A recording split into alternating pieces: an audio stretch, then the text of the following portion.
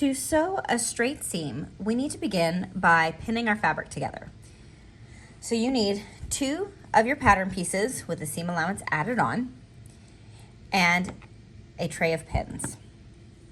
Now what we're going to do is the side where you have drawn your line, that is considered the wrong side of the fabric. That would be on the inside of the garment because we don't want any lines drawn on the outside of the garment. So I'm going to flip one of these upside down so that the wrong side is facing the table. And then I'm going to put right side and right side together, just like this.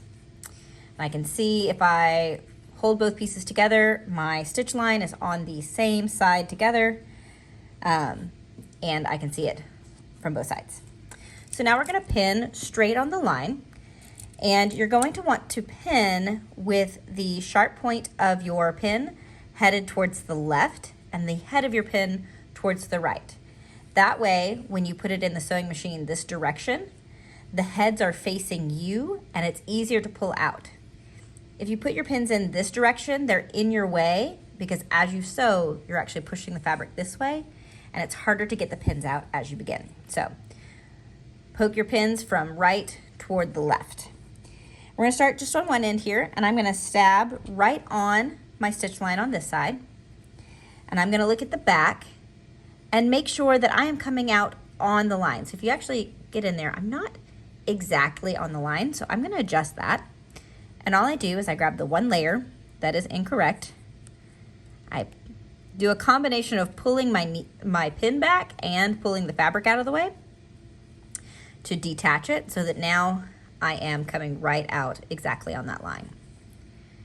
And I'm going to go back down on the line and come out on this side. And I want to watch and make sure that my pin is coming out on the line. Both sides of the pin is hitting the line on both sides of the fabric. This allows us to make sure that our stitch lines are perfectly lined up with each other, because for theatrical sewing, we want everything to be sewn as accurately as possible because we're making it for one person's body, not a bunch of different bodies. So we want the exact amount that we have patterned. So I'm just going to keep pinning, going in and back out, checking both sides as I go. And usually on something like a straight line like this, once you've done 1 or 2 pins, for the most part, the rest of the fabric kind of falls into place. Now something I'm doing too is I am using a lot of pins. This is actually slightly more pins than I would normally use, but I want to demonstrate this is probably the max amount of pins you want to use. So the tip of one pin is touching the head of another. What you don't want as you pin is you don't want these buckles in your fabric. So make sure you smooth it out so it's nice and flat. Because if you pin buckles in like that, it can actually cause those bubbles to need, try that again. If you pin those bubbles in, it can actually warp the fabric as you sew, and you might sew a little fold in your fabric. Okay, now everything is pinned. We're ready to take it to the sewing machine. Now we're ready to begin sewing.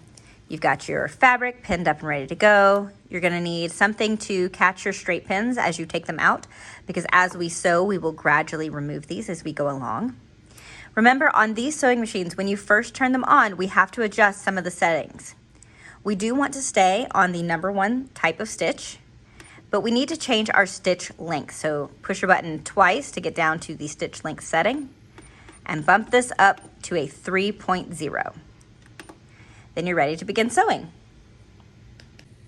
The machine is threaded and ready to go. So what I'm going to do is I'm going to line up my stitch line right with the middle of my presser foot. Can I get it all lined up in place, and then I can remove this first pin. Make sure everything is straight. And now I'm going to sew forward and do a back stitch. So go forward a couple of stitches, back stitch, and then I can take this pin out as I come up to it, and then I just follow my line.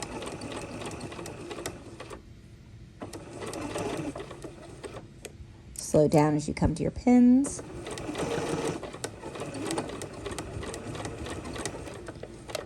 move them as you go.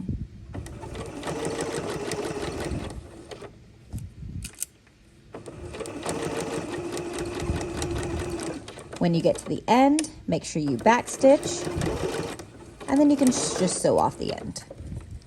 Lift your presser foot up, and then trim your threads.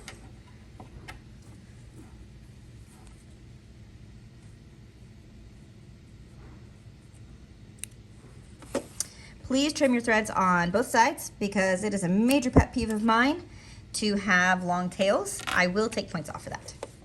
Okay, so you can see we have a back stitch at the beginning and at the end, and our stitch line is pretty perfectly on top of the line. And we're gonna check the back.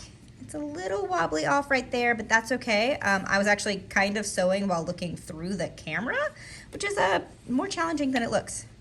Okay, so this is almost done. The last step we need to do on this is press this seam open. The final step to finishing our straight stitch is to press the seam open. So what that means is we're gonna open this up, kind of like a book, push open our seam allowances, again, kind of like a book, and then we're gonna press this nice and flat so that the seam allowance stays folded this direction. We're just gonna start at one end. And when you're doing this, the first thing you want to do is you want to press it open with your fingers and then hold it in place as you press with the iron. It is always good practice to press from the wrong side and then the right side as well, so that you get a nice, really crisp finished seam. The number one factor that I have found that makes a garment look like it was done by an amateur versus someone who knows what they're doing is how much pressing you did throughout the process. So don't skip pressing as part of your steps because it is what's going to make your product look the ultimate best that you can make it look.